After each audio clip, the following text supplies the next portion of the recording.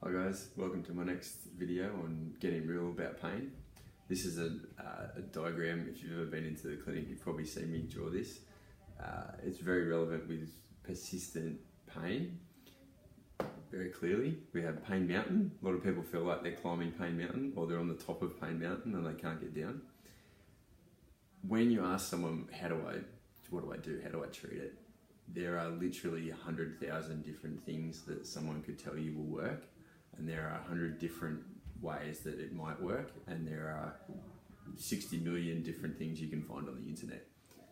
When smart people have researched pain, it falls into three categories of things that work. Top one is education, understanding, knowing about why you're in pain, what's actually happening, what influences it. Knowing more about your own situation absolutely helps. Moving more often, moving through a greater range of motion. Sort of the opposite of what you logically do. When you're in pain, you tend to stop moving, you tend to do less. So learning that it's okay to be continuing to move. And the last one is increasing your capacity to load. So you can just handle more, then you can handle more. So pretty simple concepts. What's not simple is the entire persistent pain situation. So it's not an easy thing to do this yourself. This is something that you need help with, and it's something that you need support to get through. But it's guaranteed to make a difference. It's physiologically implausible to think that pain can't change.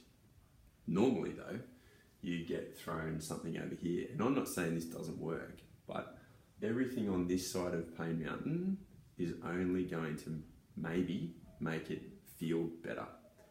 It is impossible to change any of the main reasons for your pain with this stuff.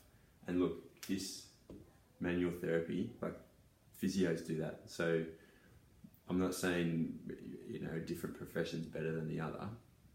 I don't care what you're called, I care what you do.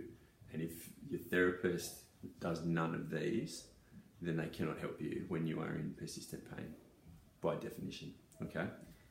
All of these things here are only trying to push stuff back uphill. And that's the best analogy I can think of. So it might slow it down, it might stop it for a while, but eventually gravity is going to take over and it is going to continue down. What this side of the mountain does is it turns Pain Mountain into Pain Hill, and then Pain Bump, and then nothing. But that takes time and effort, and it is hard. And that's why this is much more prevalent, much more popular. It's also easier to sell. That's why people, not us, but people like us, are very inclined to tell you this will work. But unfortunately, pretty much everything is only going to make it feel better. It's not going to make it work better. And the long game is what you are interested in when you're in pain. To decrease Pain Mountain, education, movement, and increasing capacity to load. That's it.